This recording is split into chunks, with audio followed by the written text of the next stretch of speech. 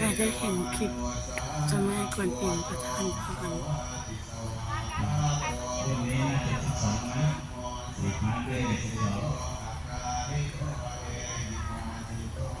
ขอให้มีความสุขสุขภาพแข็งแรง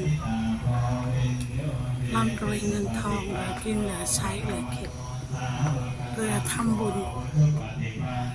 คิดสิ่งใดสมปรารถนาสุขภาพร่างกายแข็งแรงครอบครัวมีแต่ความสุขเป็นที่รักของมนุษย์และเทวดาขอให้